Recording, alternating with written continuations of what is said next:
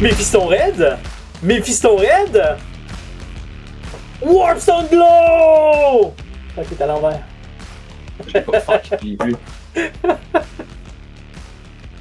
Bonjour, donc sur encore ce belle agression sans consentement de pot de peinture. Bienvenue au balado Soirée Peinture, épisode 139. Oui! Yes, 139, j'ai hésité pendant un moment. Le fantôme de Kevin est encore ici pendant un certain temps. Je l'entends des fois me parler à l'oreille. Non. Donc, merci d'être là aujourd'hui avec nous. On tient quand même à remercier l'Abyss, notre partenaire qui nous aide à réaliser ça, qui nous a donné depuis le début, si on veut, l'opportunité de faire ça avec eux. Donc, épisode 139.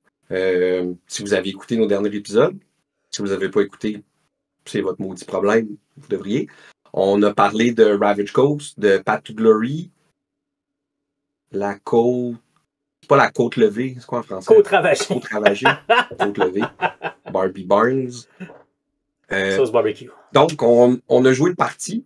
Vous verrez, peut-on appeler ça une partie, un essai, une entrée? On verra. David nous en parlera surtout. Moi, mes Stormcast ont bien aimé arracher la tête de Déra. Donc, un petit retour, on va faire un petit retour sur ça aujourd'hui, puis sur ce qu'on a vu, puis sur ce qu'on va devoir changer, et on verra la suite. Donc, c'est ça. David, donc, on a joué une game de Path to Glory, on écoute, c'est-tu vraiment pertinent? J'haïs ça quand Kevin tout le temps essaie d'avoir le time frame. L'épisode sortirait dans 2 semaines.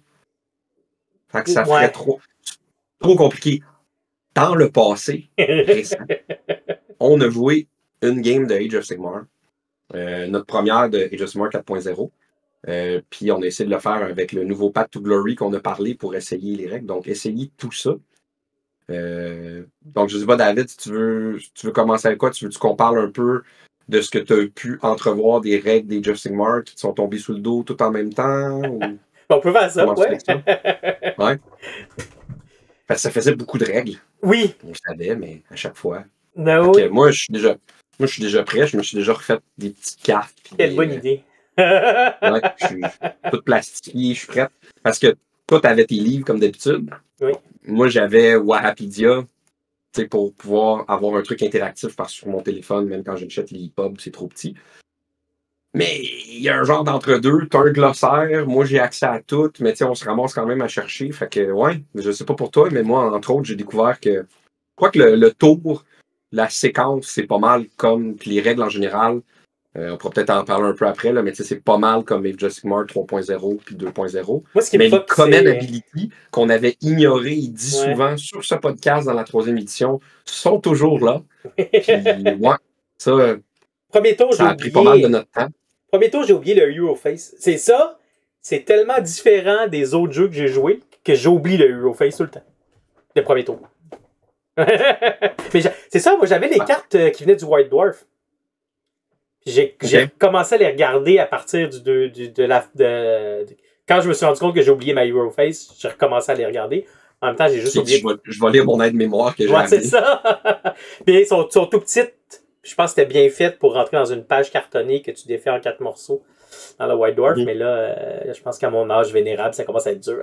les petits trucs. Ouais, c'est ça. Moi, j'ai fait les habilités puis les trucs de Stormcast, mais aussi sur le site de Games Workshop. Ça, c'est quand même cool comparé aux autres éditions. Tout ça, ça vient du site de Games Workshop. Fait que même si les gens n'ont pas le livre ou peu importe, les quick rules, c'est tout disponible. Puis c'est tout graphique. Fait que t'as dans le fond toutes les phases, les habilités core par phase. T'as un résumé des règles en tant que telles, le tour pis ces trucs-là. Moi, c'est ce que j'utilisais beaucoup sur Wahapedia pour. Fait que je me suis dit, avec ces feuilles-là, c'est plus simple comme ça. Que ça soit moi sur mon téléphone, sur mon ordi ou toi avec le livre. On peut les utiliser pour chercher les règles plus spécifiques. Mais on a au moins les règles de base à porter, tu sais que ça couvre 90% de ce qui se passe dans une partie.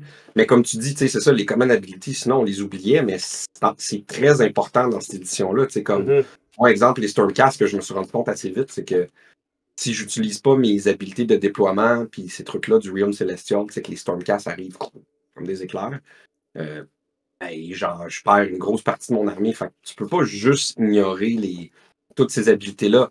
Même exemple, ben, tu sais, tout est rendu comme des habiletés. Fait que, tu sais, maintenant, c'est plus juste des règles de combat. C'est dans la phase de combat, utilise une habilité de combat. Donc, tu as, exemple, l'habilité Ouais. de combat. Fait que, tu sais, tout est le concept d'habilité. Moi, mon cerveau a aimé ça. Parce que, dans le fond, quand je comprends que tout est une habilité dans des phases, c'est très systémique. Fait que ça marchait bien. Mais ça fait qu'il faut que tu utilises les trucs. Exemple, on a oublié Counter Charge. Rally, comme tu as vu, ça a été changé puis c'est rendu très utile.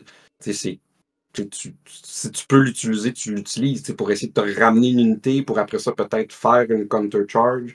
Mais c'est ça. Mais c'est que tu ramènes pas l'unité, tu soignes des blessures, je pense, c'est ça? Tu peux ramener des figurines de l'unité qui est encore là. Ouais, tu ramènes pas. Moi, j'avais une habilité qui ramène une unité, toi aussi, je pense. Mais sinon, Rally, après ça, te permet de la soigner ou de ramener des figurines dans l'unité si elle n'était pas détruite encore. Mais tu sais, c'est ça.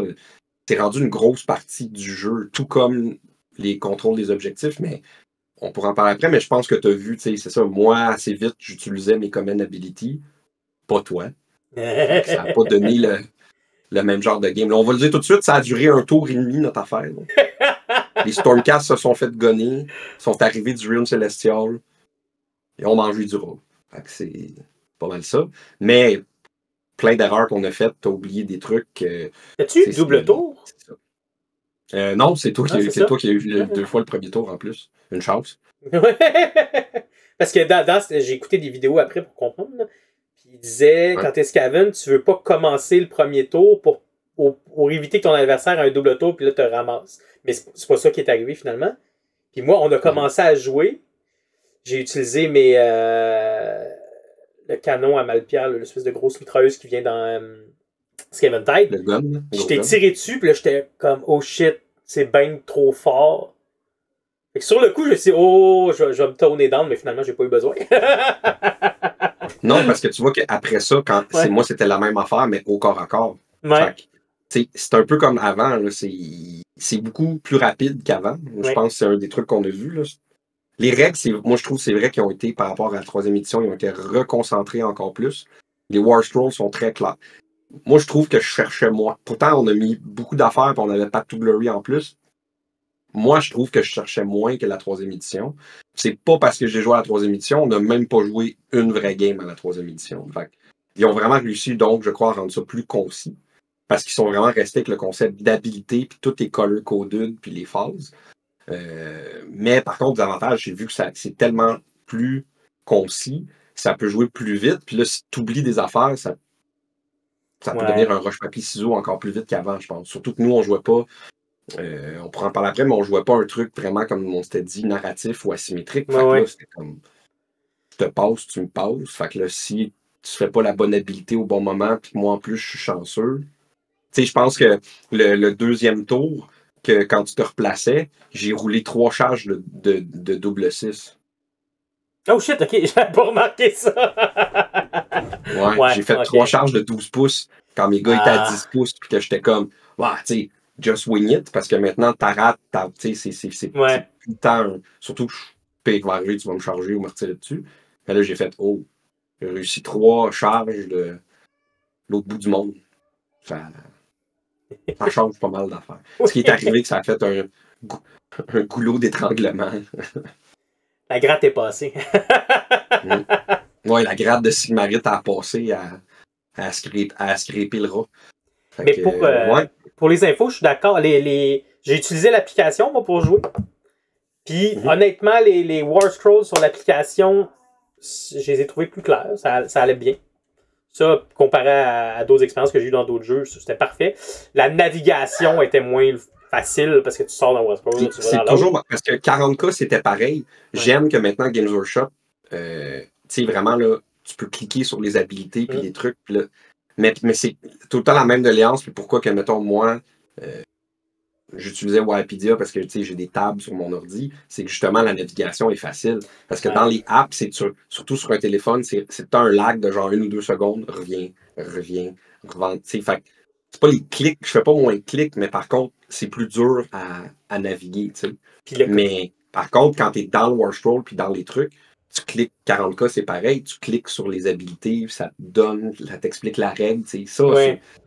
mais il reste encore, là, c'est dur à naviguer. Fait que moi, Ben, je me ramassais souvent quand même.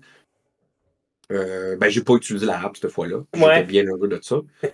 Mais j'ai vu que toi, tu utilisais la app, mais tu te ramassais à utiliser quand même ton livre. Fait que, tu sais, c'est Oui. ça. Fait que moi c'est pour ça que je suis rendu au. Un bon exemple dans la app, Ouais. c'est mon Greasier qui fait des sorts, mais mes sorts sont pas sur Greasier. Là, je vais dessus pour voir mon habilité pour lancer des sorts. Qui est facile, là, c'est juste que dans le jeu, je suis comme, je m'en rappelle-tu bien, faut que j'aille voir le détail. Puis après ça, je ressors deux steps en arrière, je clique sur sort, je pense que c'est 3 steps avant d'arriver au sort. Puis là, j'ai mon information pour mon sort. Je pense que je suis en train de trouver en tout cas, moi, mon sweet spot, c'est donc de pas avoir à ouvrir mon livre de règles puis les trucs, ça fait mon affaire parce que ça fait beaucoup de flippage de pages. On l'avait vu aller au hashtag Horus Heresy. Puis là, c'est 3 livres en plus. Ouais. Mais tu rappelle-toi, l'Horus Heresy, c'était vraiment, on pétait notre coche. Puis, fait que j'aimais ça c'est pour ça que j'avais amené mon laptop. Mais j'ai besoin d'un certain niveau d'aide. Parce qu'il reste que d'aller sur le laptop, tu es quand même tout le temps en train de cliquer ou sur ton téléphone ou dans le livre. Mais je trouve que d'avoir les règles de base, puis comme tes spells, puis ce qui est cool, c'est que ça, j'ai pas à me le patenter ou à attendre après quelqu'un. C'est tout sur le site de Games Workshop. Sur le site de Games Workshop, il y a toutes les règles de base. Là, j'étais allé voir en même temps pendant qu'on parle. Les core rules, fait que toutes les règles du jeu sont aussi available. Fait que dans le fond, tout ce qui n'est pas available du livre de Scaventide, c'est comme le. Mais en fait, non, c'est pas vrai. Il y a une partie du lore qui est là aussi. Ah ouais? Tu as vraiment accès. Ouais, tu revois sur le site web que j'avais envoyé l'autre fois. Tu as accès au lore, tu as accès à toute la partie de règles Spearhead, tu as accès au Quick Rule, tu as accès à toutes les factions ont leur faction card. Fait que tes habilités, tes spells, tes enhancements. Ça, Puis après ça, dans la même page. Ce que tu as envoyé, c'est à la même place que la fac, si je ne me trompe pas, c'est ça? Fait que sur Warhammer Community. Ouais, puis tu as les facs aussi pour chacune de tes armées. Ça, les facs, je t'avoue que j'ai ouvert, je l'ai fermé. Ça, je vis très bien avec le fait que tant qu'on est tous débalancés égal. Parce que là, je commence à lire, puis c'est comme, ça, c'est moi, c'est très personnel. Changer le mot puis le point-virgule à la place de la patente, c'est. Parce que t'es obligé de, comme, toutes les utiliser, tu sais. Puis ce qui est plate de ce que je l'ai comparé, ben, c'est qu'ils mettent pas à jour leurs outils. Fait que, tu sais, il faut que j'aille. Tu sais, rendu là, je suis comme, mais là, c'est tout online. Quand tu sors la fac, c'est plus de job.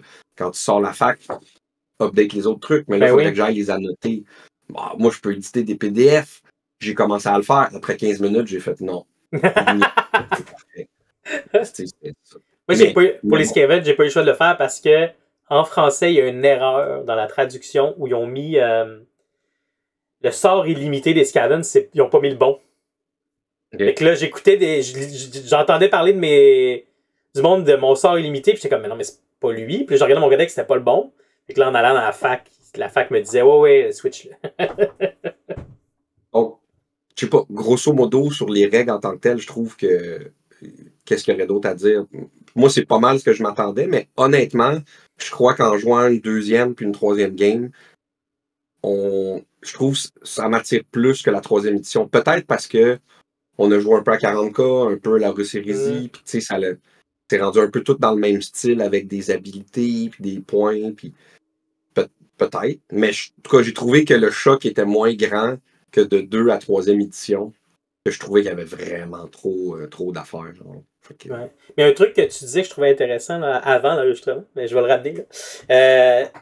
Le jeu est fait pour aller vraiment plus vite que ce qu'on était habitué avant dans des éditions précédentes. Puis moi, ce que je suis habitué, mettons, je compare à Général d'Armée, puis je dis pas ça pour dire qu'il y en a un qui est meilleur que l'autre, mais Général d'Armée, je joue 10 tours en 8 heures dans une journée. Fait que le résultat, il sera pas rapide. Là. Ça va prendre du temps, on va mettre en place des stratégies. Là, c'est un tour, paf, t'as des résultats maintenant. Là. Moi, c'est mon opinion que je te donnais quand on parlait de ça avant, un peu l'autre fois, c'est que ça, les gens, si vous n'êtes pas d'accord, si vous avez une autre vue, dites-nous-le en commentaire, envoyez-nous un char de marde, on est tout ouvert, peut-être qu'on va comprendre quelque chose.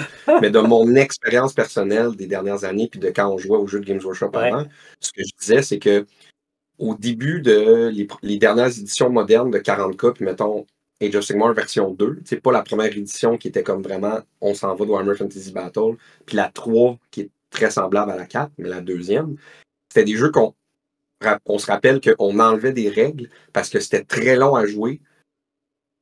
Pas juste à cause des règles, juste à cause de toutes les mécaniques. Là, on dirait qu'on n'a pas réalisé, mais ils ont vraiment restreamliné ça. Le défaut que ça fait, c'est que tu joues plus vite, mais si tu mets pas un framework autour, c'est une game de match play qui joue vite pour que tu en joues plus ou pour qu'en tournoi, ben ça se passe vite, tu as fini ton round. Puis ça me fait, comme je te disais l'autre fois, ça me fait très penser à. C'est comme 40K, il n'y a plus de tactical card, il n'y a plus ces trucs-là. À Age of Sigmar, ils ont mis des genres de battle tactics puis tout. Mais c'est pour aller grenailler des points de victoire pour contrôler puis gagner ton scénario. Ouais. Ça me fait beaucoup penser à Warhammer Fantasy Battle que en gameplay, en tournoi, après un tour, c'était quasiment fini ta game. C'est que là, après ça, soit tu essayais de remonter la pente avec ce qui te restait du first clash pour aller comme grenailler des points de victoire, ou ben, tu te courais après, puis genre ta cavalerie légère partait au dernier tour, voler un objectif. Ouais. Ça me fait très penser à ça, genre on se tape sa gueule, puis là tu t'ajustes pour essayer de faire des points, puis tu joues peut-être 3, 4, 5 tours, mais pas tant d'un point de vue narratif ou comme de game. C'est comme la game a déjà balancé d'un bord, puis là c'est comment tu vas essayer de t'en sortir, puis les tours sont pas des vrais tours, selon moi, sont plus des tours pour essayer de comme fine-tuner c'est qui va l'emporter. Parce que après un tour, là, c'est comme si tu réussis pas à me wiper au tir, mettons, le tour d'après, je te rentre dedans puis je vais contrôler les objectifs. Fait il aurait peut-être fallu que tu retreat, que tu tasses, mais là, c'est plus, on dit ça, mais c'est pour rallonger la game pour contrôler les objectifs. On n'est plus tant en train, tu sais, je sais pas si je m'exprime bien, là, mais on est plus en. Si on aurait joué toute la game, ça aurait été pour grenailler des objectifs, pas tant pour avoir le fun de jouer une game ou d'un point de vue narratif. T'sais. On aurait pu, mais là, il aurait fallu peut-être que tu ramènes des unités, qu'on aille un autre twist qui arrive. Ouais. C'est ça, tu sais. Ça joue très vite, je trouve. C'était pareil à 40K dans la 9e édition puis 10e édition. Ça joue vite, je trouve. Là. Il y a un exemple aussi qui peut te donner, en tout cas. Si tu t'y attends pas puis tu changes pas le mindset, j'avais des habiletés avec mes Jezal puis mon héros pour sniper ton héros. Fait que si t'arrives là dans le mindset de moi je viens jouer mon héros, ça va être cool, il va être hot sur la table, et que je te le snipe au tour 1. Ouais. Et là, c'est la solution, c'est difficile parce que si c'est juste, ben t'as plus cette règle-là, là, on est dans une discussion match-play, puis c'est comme. L'opportunité de ton armée. C'est ça. On peut le faire, mais ça peut pas être dans toutes les games. Fait que, c'est ça, ça devient qu'il faut l'ajuster. Parce que si le but de tes Jedi, c'est pas juste de tirer, c'est tu peux sniper des personnages. Ouais. Comme la même façon qu'on peut jouer des affaires que, mettons, il y a les clouds du chaos qui empêchent mes Stormcast, même en Thunderstrike, Armor, de venir du Celestial Realm. Mais c'est à toutes les games, on dit tu peux pas mettre des unités dans le Celestial Realm. Ben, c'est ça. Fait que, il va falloir apprendre un peu comme toutes les éditions à jouer avec ça. Mais je pense que si déjà on y pense, c'est déjà mieux que les dernières éditions que ça ne tentait pas pantoute. C'est mon opinion. Bon point. Parce que je trouve quand même que les règles sont beaucoup plus rapides. Puis je trouve ça le fun qu'on n'ait pas à gogosser pour se patenter des War Scrolls ou la boîte de carton qui sera plus à jour dans 6 mois. C'est sur le site de Games Workshop. Ça m'a vraiment surpris parce que je cherchais des reference sheets. Puis j'étais comme, ils sont tous sur le site de Games Workshop. Ouais. Ça, j'ai mis. Mais c'est ça. Ça reste un outil qu'il faut comme utiliser, je pense, à bon escient pour que ça fonctionne. Oui.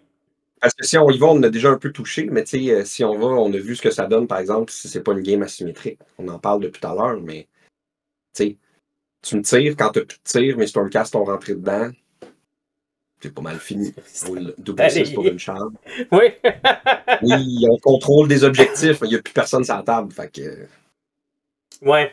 C'est ça. Pour les gens qui veulent une expérience un peu plus, si on veut, pointue et pas axée seulement sur j'essaye mon armée, ma liste, mes trucs, ce qui est correct, on le dit souvent, mais tu veux vraiment comme plus avoir un feeling ou avoir un certain comme mindset autour de ta partie.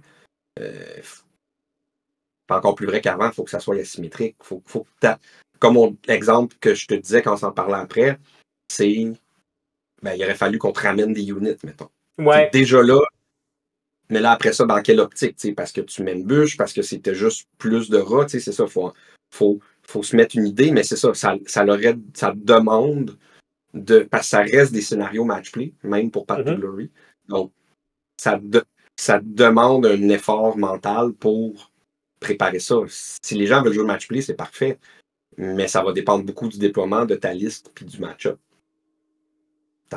Oui, c'est si ça. on veut que tout soit possible et que tout le monde ait du fun, ça n'a pas changé. Faut que tu réalises que tu joues avec l'autre.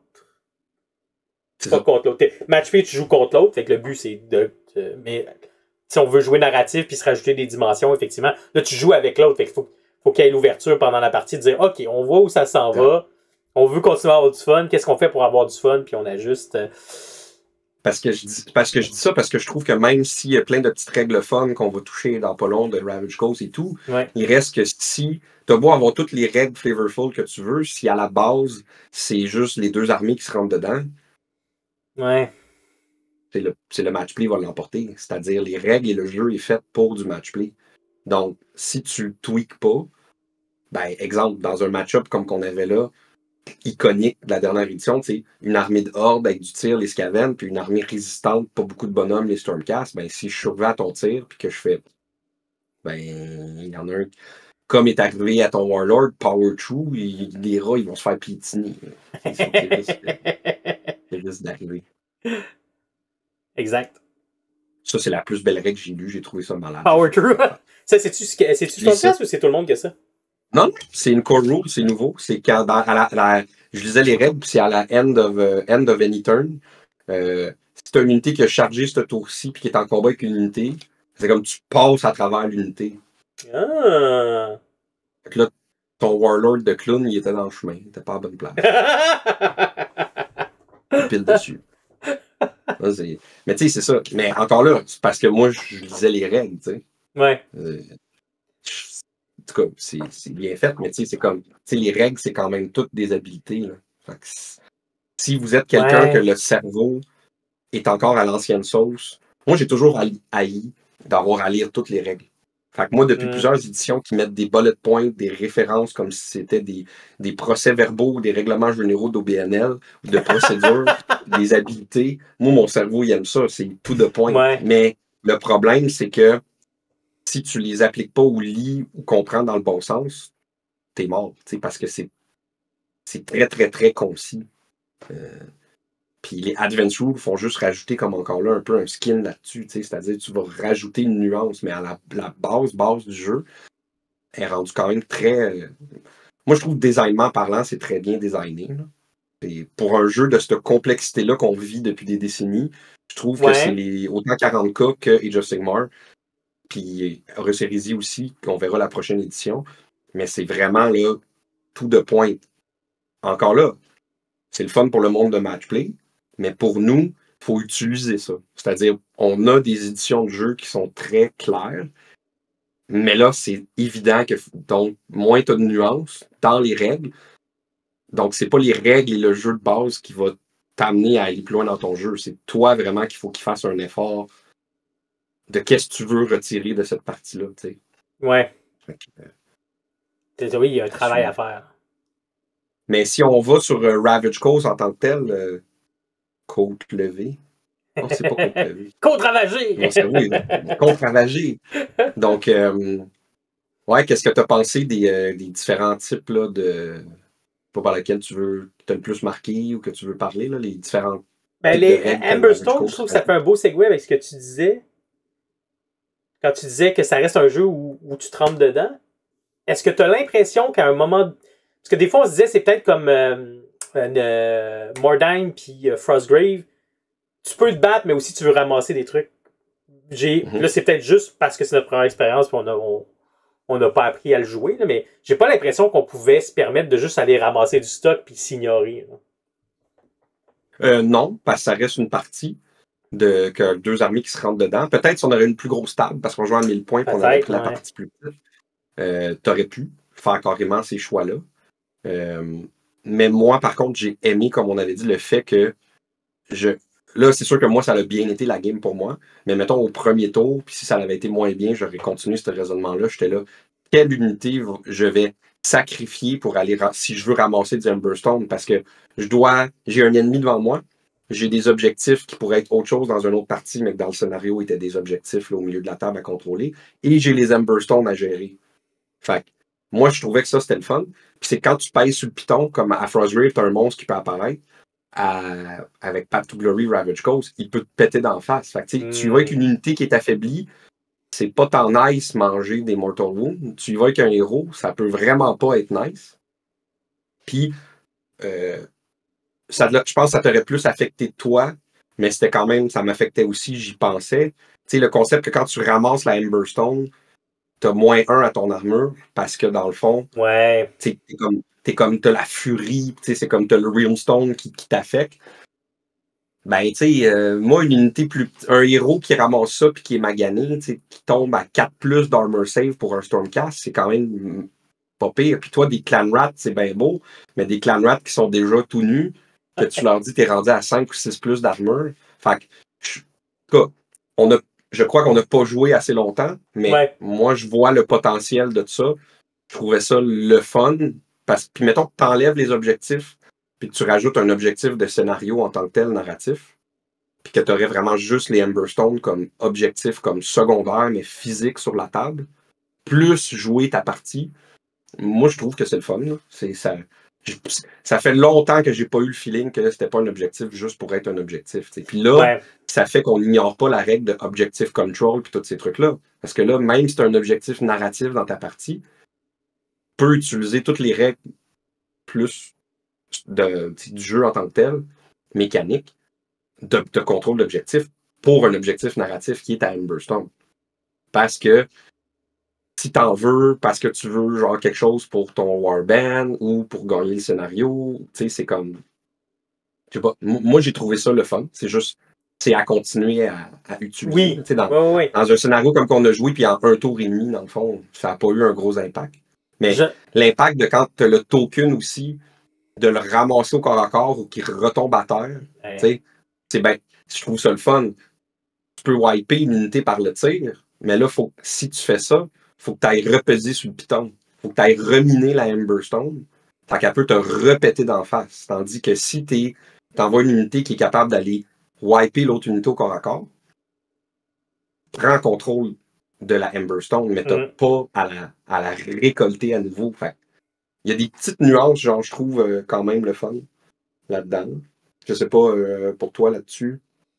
Non, c'est intéressant. Là, peut-être que je cherche trop la loophole. Je me demande si sur une plus grande table, il n'y a pas des gens qui seraient encouragés à juste comme utiliser la règle que tu peux te pousser. Là. Tu vas chercher les Emberstone pour te pousser. Tu peux faire ça à Frostgrave. Ouais. Mais là, après ça, il faut que tu parles avec l'autre personne. C'est de le faire dans l'optique de si tu veux jouer plus une game dans la journée, peut-être. À Frostgrave, c'est ça qui arrivait.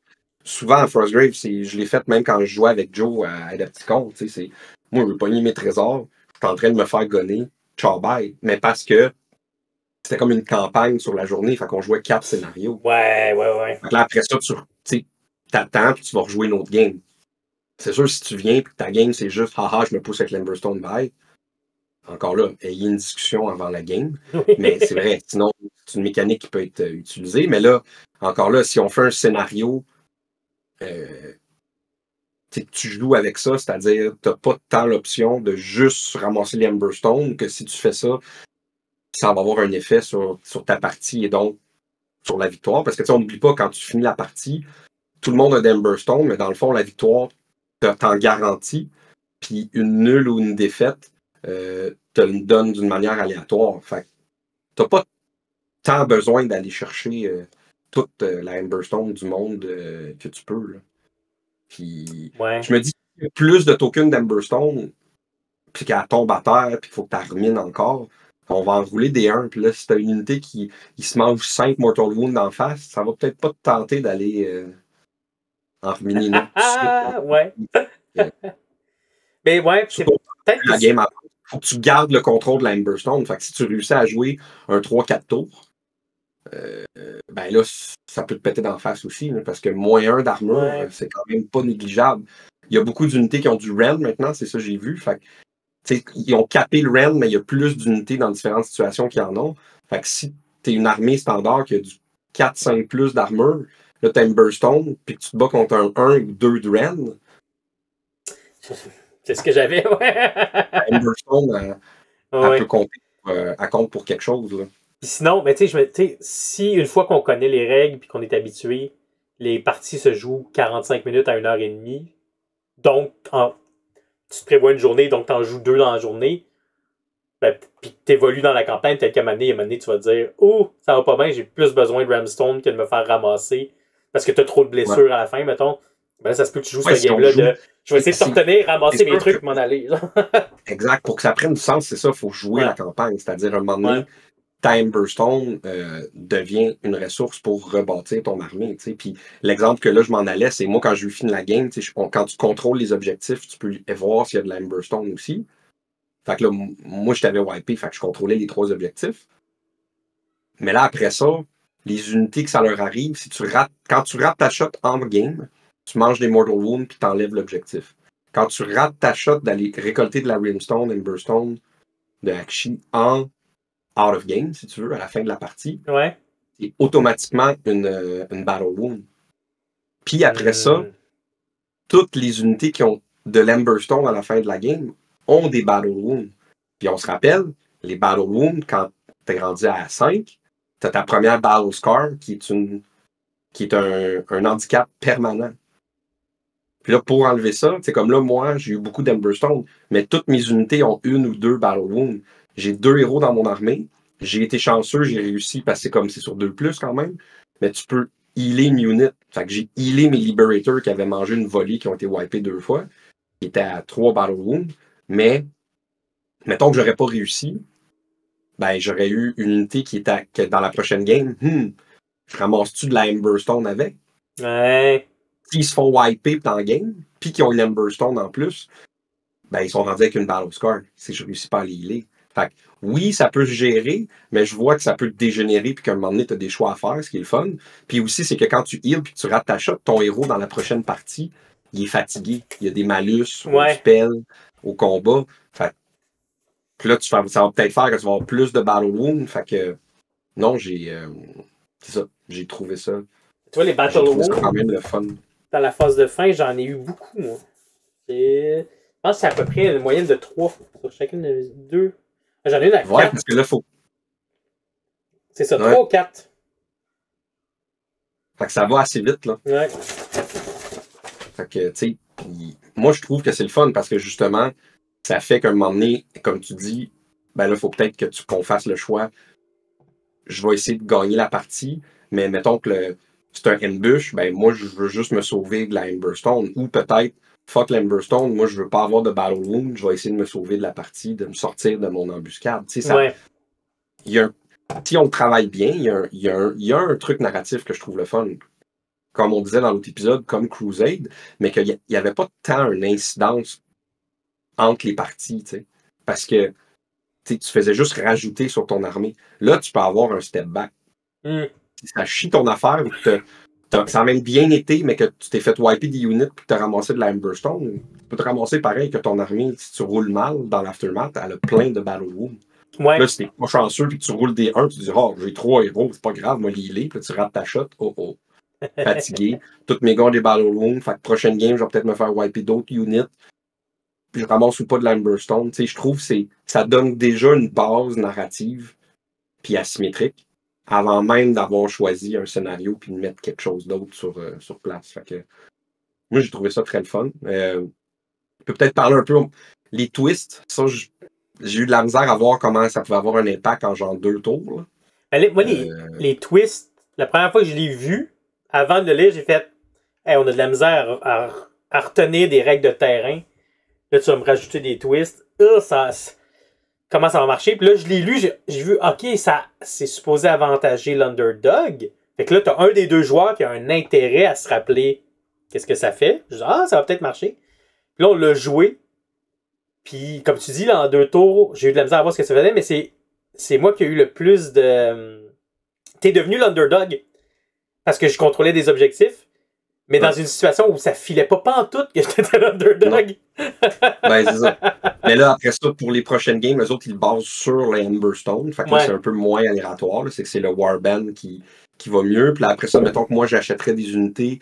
Dans Ravage Coast, il y a aussi une règle qui m'handicape sur mon déploiement si j'ai plus de points que l'adversaire. Ouais, ça cape le nombre de points que je peux avoir. Puis ça le met en arrivée aléatoire, un peu comme à Warcry. Ça arrive sur des bords de table ou pas pantoute.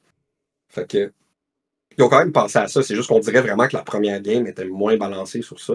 Mais, tu sais, les deux twists qu'on avait pognés, c'était le premier tour, c'était il y avait une nuée de rats, fait que t'aurais pu m'empêcher de contrôler un objectif. C'est juste qu'au premier tour, ça sert pas à grand-chose. Puis après ça, l'autre, ben, il a rajouté des Emberstone. Fait que ça a quand même une incidence sur la game, tu sais. Ouais. Fait que, mettons, toi, t'aurais voulu avoir de l'Amberstone, c'était toi l'underdog, ben, tu peux te mettre dans ton territoire un Emberstone. Puis là, il y a des unités que aussi, un Emberstone, ça compte comme un objectif. Des unités qui ont des bonus quand tu défends dans certaines zones de territoire un objectif. Fait que, tu sais, je vois le potentiel, mais je l'ai pas lu, là, mais il faudrait peut-être qu'on lise plus la table pour avoir plus une idée de OK, ça peut arriver, ça peut arriver. Mais de ce que je vois à date, c'est beaucoup en début de tour. Puis là, c'est sûr que ben, ça fait plus de sens d'un point de vue du underdog que là, le underdog, il est du point de vue de la campagne. Parce que là, nous, on l'était du point de vue des points de victory. C'est toi qui as eu le premier tour, tu as fait 2 points, je te passe dessus, puis là, je suis comme mais je suis l'underdog, moi. Ouais. Mais avant la game, Kevin m'avait dit qu'il y avait des gens sur Internet qui faisaient des stratégies pour quand être l'underdog. J'ai comme sur le coup. Ouais, ça c'est sûr. Là. Pourquoi? C'est la loi de la vie. Là, je commence à voir pourquoi. Fait que c'est ça. Fait que, à part ça, as-tu d'autres choses à ajouter ou t'as-tu. Les pattes, moi j'ai pris les pattes qu'il y avait dans mon livre de Skaven parce que. En fait, je trouve ça cool qu'on ait mis dans Côte Ravagée. Il y a un beau choix, c'est intéressant.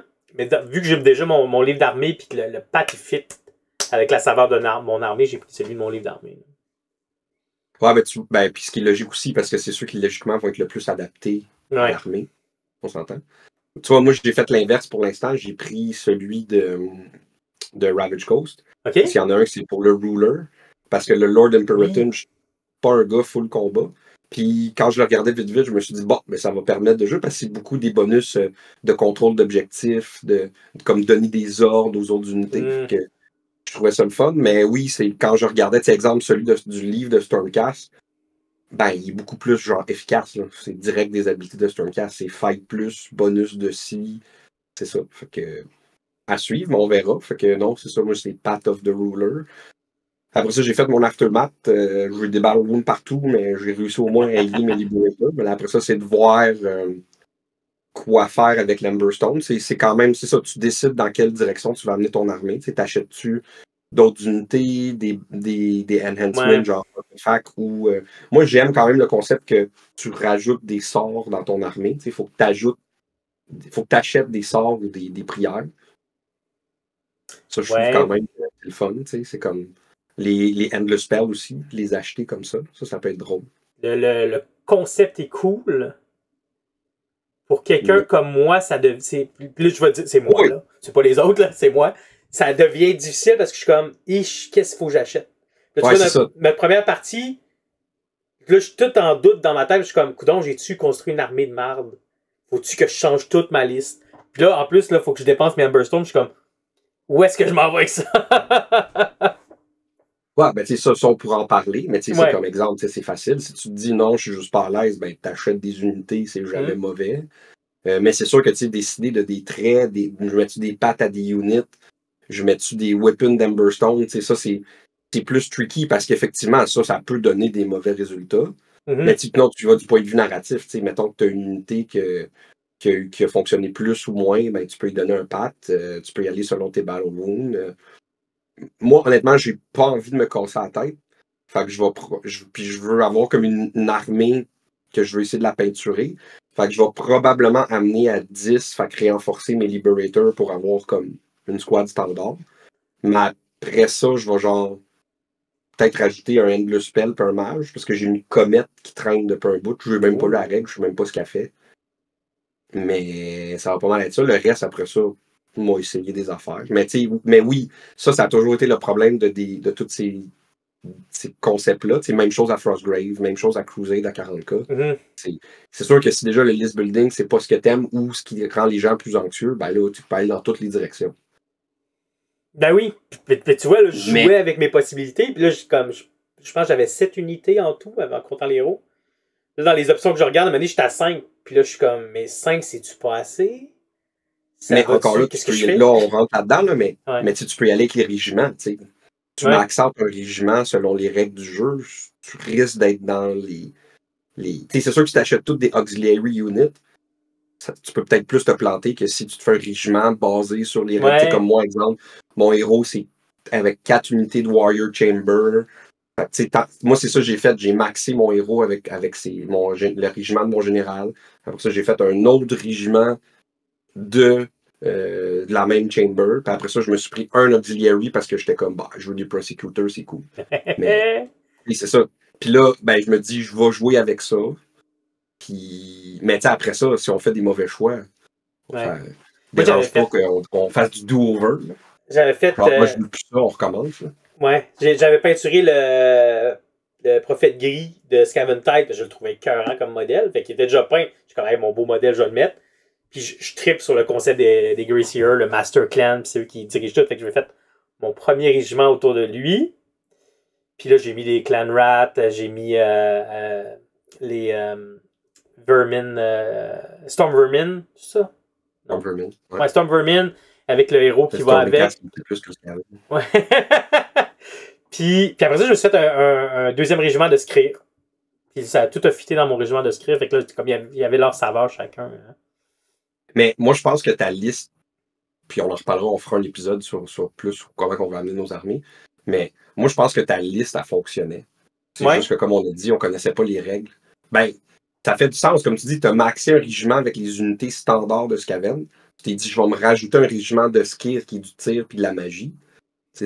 Ça fit là, dans le concept de l'armée. Mais après ça, c'est comment on l'exécute sur la table. Mais c'est là peut-être que des scénarios puis des trucs additionnels vont comme plus balancer ça. Ben oui. Parce que si tu avais eu 2 tours à me tirer dessus, j'aurais perdu 2 unités. Ouais. J'aurais pu en ramener une comme j'ai fait, mais j'aurais pas pu une deuxième fois. Puis tu m'as quand même wipé mes Liberators après. Fait que si on y va de ce point de vue-là, que tu te rajouterais un petit peu d'autres unités, mettons 1 ou 2 unités dans les 2 prochaines games avec tes points, puis que moi, mettons, je reste au même niveau, si je fais pas attention, moi, facilement dans une game, si je te laisse me tirer dessus, tu vas pouvoir me faire perdre 2 ou 3 unités, tu sais. Fait que, mais c'est juste que comme j'ai réussi à me rendre au corps à corps plus vite, passer à la gratte. Comme tu as dit, la Zamboni est passée. Là.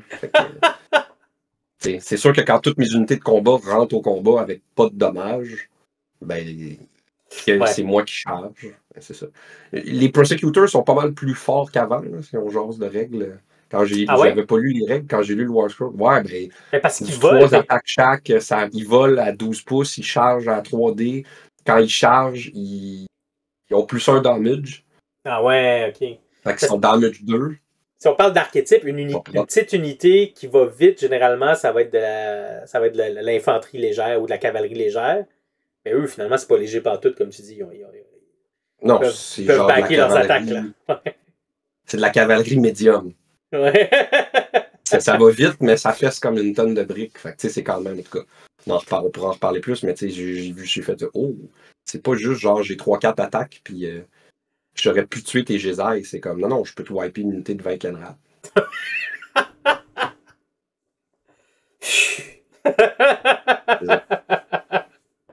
Cool.